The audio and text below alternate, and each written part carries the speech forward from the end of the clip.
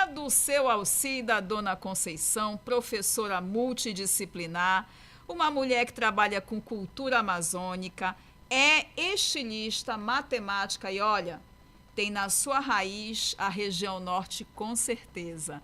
Eu estou falando dela, uma amiga do coração, Alcimara Braga, que, olha, recentemente fez uma das semanas mais icônicas num shopping aqui do centro da cidade, que ainda não está me patrocinando, mas me patrocina daqui a pouco, tá? E, olha, levantou, assim, um aplauso de todos os lados, porque ela ressignificou o estar num shopping em Belém.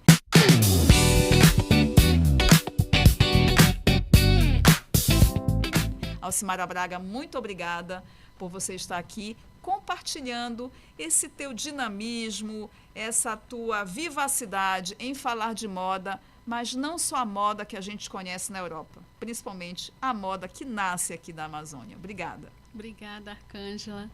É muito bom compartilhar, né? Divulgar esse momento. Eu digo que é um momento novo para nós nortistas. Foi muito importante a participação de uma gama, uma diversidade de pessoas assim tão grande, e o objetivo é que isso cresça cada vez mais e mais pessoas de mais municípios venham e mostrem a sua moda através, né, da sua cultura, porque o Pará é gigantesco. Sim. É diverso. Cada local, cada cidade tem uma cultura própria, uma identidade única.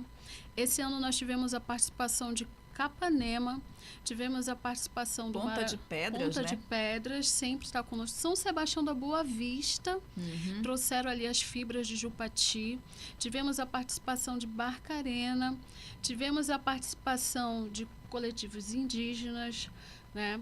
Tivemos a participação, assim, é algo que está ficando assim, incrível. Que bacana. Alcimara, você há um tempo criou um movimento, né, chamado Movimento Moda Paraense. Fala pra gente um pouquinho qual é o objetivo, quais são as missões que vocês têm nesse movimento e o que vocês preservam. Bem, o Movimento Moda Paraense não é agência. Eu sempre gosto de ressaltar, porque eu recebo muitas mensagens de modelos. Como é que faz? Eu quero participar do desfile. Como é que eu faço para entrar? E aí eu digo, atualmente nós temos acho que cerca de 160 pessoas no grupo. Então são pessoas de diversas idades, alturas, corpos diversos. Não tem essa questão de aquele padrão do modelo estereotipado europeu, né? Alto, magro, branco, loiro, cabelo comprido. Não. Isso deixa lá para a Europa, que ainda hoje mantém essa cultura do corpo magro, né? Ainda que devagarzinho entrando uma diversidade, mas o que predomina ainda é esse padrão. A gente rompe com essa estrutura, com esse padrão. E aí também alguns não são modelos profissionais, outros são, tem outros que já fazem campanhas, participam de comercial, de algumas empresas locais, tem outros que vêm de outras profissões. São pessoas que têm vontade de desfilar, têm o sonho de desfilar, e aí participam das oficinas, participam do projeto e entram. Mas não somente modelos, tem os estilistas também. Muitos dos estilistas egressos da Estácio, mas a gente sempre abre espaço para outros. Por exemplo, já fizemos trabalhos com a comunidade do Marajó, já fizemos trabalhos, né, com outros grupos, né? Uma grande vitrine, né? É uma grande vitrine. Então, essas pessoas que são artesãs, que são pessoas que criam, fazem crochê, fazem artesanato, que fazem roupa, costureiras, todos eles têm abertura. Eu quero apresentar uma coleção, a gente direciona, mostra como é que se desenvolve uma coleção. Por exemplo, até falei para a Jace Garcia, do Manos e Manas Marajoaras, né, que esse ano a coleção dela foi incrível. Coisa assim mesmo de... Eu amei, assim, a gente é suspeito para falar. Somos suspeitos para falar, mas quando a gente acompanha o crescimento do trabalho, né, elas já faziam um trabalho muito legal, né, mas produziam as peças assim para as vivências cotidianas e tudo mais.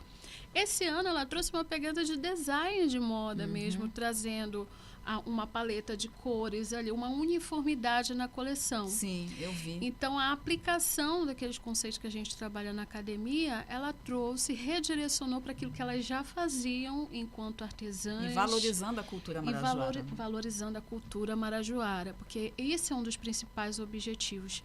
Dar lugar de fala a quem realmente, né, está ali vivendo, é marajoara, porque o que tem de pessoas que se apropriam culturalmente, que se apropriam de todo esse conhecimento, de todo esse saber ancestral e lucram sem dar nenhum retorno para a comunidade, Isso, né? A gente é vê muito imenso, isso. seja na própria cidade, no próprio estado, no país, fora do país. Principalmente, então, né, fora. Principalmente fora. Então, por exemplo, uma artesã que faz um bordado marajoara, vende aquele bordado por 30, 40 reais, alguém se apropria, não é marajoara, não nasceu no Marajó, aí se apropria, vê ali uma oportunidade de negócio que foi muito visto na COP, ganha uma grana absurda, tipo, vende uma camisa por 500, por R$1.000, sendo que o que atribui o valor a essa camisa é justamente o bordado. E essa bordadeira continua na invisibilidade, continua tendo seu trabalho apropriado, e o que poderia mudar a vida daquela comunidade não acontece, porque outras pessoas vão lá se apropriar daquele saber. Alcimara, eu vejo, olha, você está vendo aqui, a gente está com uma coleção, né, de camisas, que também é um outro trabalho que você faz muito atrelado a esse próprio Sim. movimento, né? Fala pra gente desse trabalho, dessas mulheres incríveis que ela vai Sim. contar a história para vocês e que depois a gente vai deixar, né, aqui na recomendação, se você quiser adquirir. Bem, esse trabalho aqui é um trabalho da COSTAF. Atualmente, além da academia, eu estou dando aula para as meninas. É um curso de figurino e moda. Eu tenho um monitor chamado Cláudio Rego, que é também um baita de um profissional incrível, que já fez trabalhos incríveis na África, inclusive. Mandaram buscar ele para fazer trabalhos incríveis lá. Estamos juntos, né, nesse trabalho, ensinando moda e figurino para as meninas que são, né, privadas de liberdade. Vai ser um curso de 2 anos, que é uma parceria da Secult com o Tribunal de Justiça do Estado, dentro do projeto de reinserção social, voltado para as meninas da cooperativa COSTAF. E aí, essa semana, né, elas mostrando o trabalho que elas estavam desenvolvendo, elas disseram: professora, a gente precisa divulgar as nossas camisas para a Copa. Né? Nós estamos desenvolvendo um projeto para a Copa, né, que elas foram orientadas lá dentro das tutoras que são responsáveis por elas, de desenvolver essa coleção. São camisas de algodão com bordados todos feito à mão. Esse aqui não lindo, Marajoara com a Copa do Brasil aqui.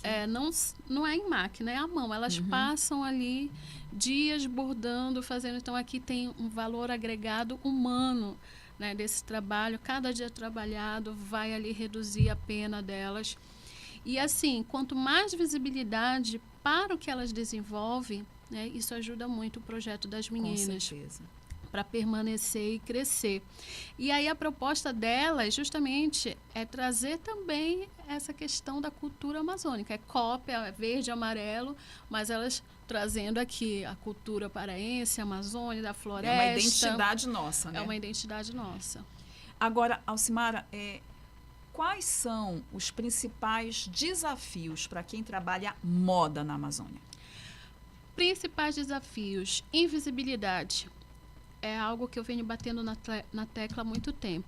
Eu digo, se existe moda no Brasil com uma identidade própria, onde rompe-se com aquela coisa de copiar da Europa, é quando nós temos aí um estilista paraense, ainda que ele não tenha ficado aqui no estado, mas ele nasceu no Pará, ele é paraense. Ele foi, né, porque ele já partiu. E ele nasceu no arquipélago do Marajó, na ilha de Soure, Denner Pamplona.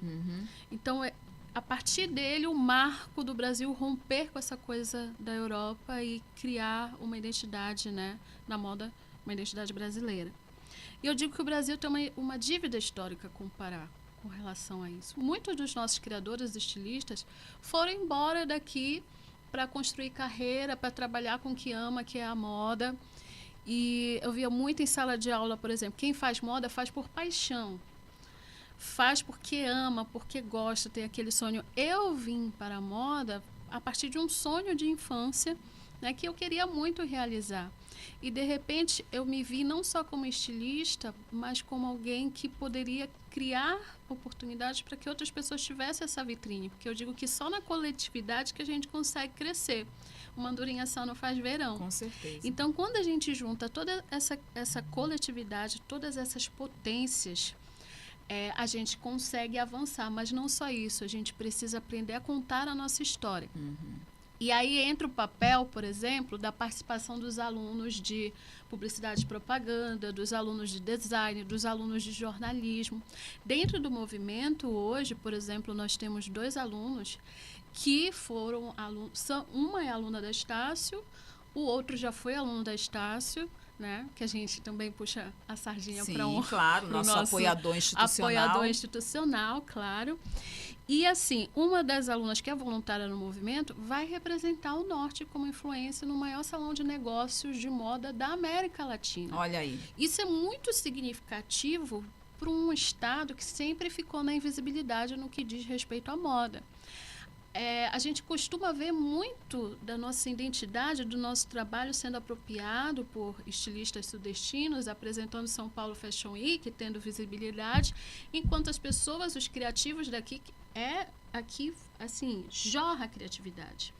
Cor, textura, formas, né, roupas incríveis feitas numa pegada de sustentabilidade, de reaproveitamento, de fibras que só tem aqui. E isso muitas das vezes sendo apropriados por pessoas que estão lá no eixo sul e sudeste que já tem todas as oportunidades. Com uma sedimentação muito melhor, porque está no eixo bem posicionado pelo mercado, digamos assim, de maior circulação. Agora, Alcimara, quais os outros projetos, né, que a gente pode esperar da estilista que já movimenta a moda paraense, já causam um tititi? O que a gente pode esperar? Bem, nós estamos esperando sair o documentário da COP, que mostra justamente esse trabalho desse coletivo gigantesco, né, de voluntários que vão para o Ver o Peso, vão para a Estação das Docas e ocupam lugares, assim, chegam e conseguem ocupar espaços, criar oportunidades.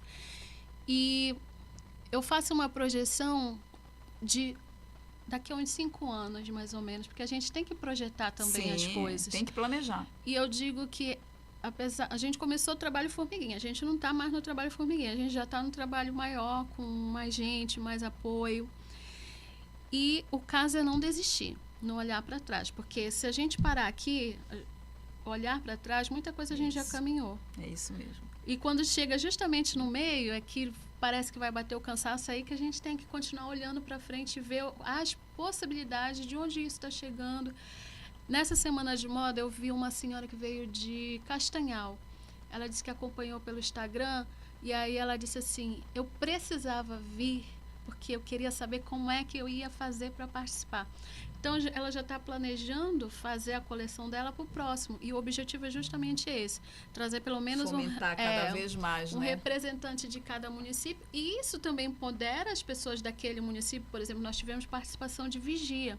Foi muito significativo para a comunidade de Vigia ver a moda ali, contando um pouco da história de Vigia, da cultura de Vigia traduzida em moda. E as comunidades vieram em peso. Capanema veio um ônibus com 22 mulheres. Olha só. Bordadeiras, crocheteiras. E para elas foi tão significativo. As de São Sebastião de Boa Vista também vieram em coletivo do Marajó, de Vigia. Então, de Barcarena cada vez mais amplia para... Daqui a pouco são os 143 municípios. Olha, o jeito que é nosso está sempre, né, participando com eles também. Com certeza, já está desde a primeira edição com a gente. E vem cantor, vem DJ, porque o movimento tem cantor, tem DJ. Porque a moda não é só o que se veste. A moda é a economia criativa como um todo, como um todo. Aí tem espaço para todo mundo. Tem os fotógrafos, tem os jornalistas, os alunos vão, criam o portfólio deles. Quando a gente vê, eles já estão se postando na internet. Já estão se postando e surgindo outras oportunidades. Tivemos um aluno que foi dar uma palestra sobre animação. Aí ele disse, professora, tanta gente entrou em contato comigo, querendo saber do trabalho, me chamando para fazer outras coisas. Então, é uma grande vitrine. É uma vitrine, um portfólio, né? Que se abre aí para o mercado. para todo mundo que é desse ramo da economia criativa. É isso, gente. Olha, a gente fica muito feliz quando a gente pega uma empreendedora como a Alcimara Braga, mulher amazônida, porque ela não vem sozinha, ela carrega uma rede com ela. E eu acho que é isso que é o grande lance. Tu ainda não te inscreveste no canal? Ei, mana, deixa da tua graça, te inscreve no canal, porque toda semana a gente tem um episódio novo do nosso podcast. Você sabia? E olha, quero muito te agradecer ao apoio institucional do nosso Centro Universitário Estácio, aos nossos colegas que estão aqui com a gente, apoiando, Mauro Seabre e Albani Lobo, são os magos aqui que ficam por trás, né, desse desenvolvimento do podcast, mas especialmente quero te agradecer, viu, Alcimara, por você ser essa rede, uma rede que puxa muitas pessoas junto contigo. Muito obrigada. Queria que você deixasse aí a sua mensagem para todo mundo. Bem, tem uma frase que eu gosto muito que diz assim: sozinha você vai mais rápido, mas dentro dessa coletividade você vai mais longe. Então, que a gente possa sempre se aplaudir, se apoiar, dar as mãos, mesmo, e ninguém solta a mão de ninguém. Exatamente. Porque assim a gente vai avançando. Porque não é sobre um, sobre dois, é sobre nós, nortistas, amazônidas, que sofremos essa invisibilidade ainda no país, que ainda somos enxergados de forma menor, como se não tivéssemos acesso à informação. E é uma coisa que eu falo para todo mundo que está nessa rede: a gente precisa aprender a contar a nossa história, né, e contar ela de forma potente e empoderada. E tu és essa voz que conta a nossa história com a voz potente, empoderada e empoderando outras pessoas. E é sobre isso. Obrigada, viu? Preste atenção. Esse episódio está imperdível. E olha, eu vou te esperar também no próximo episódio. Beijo no teu coração, hein?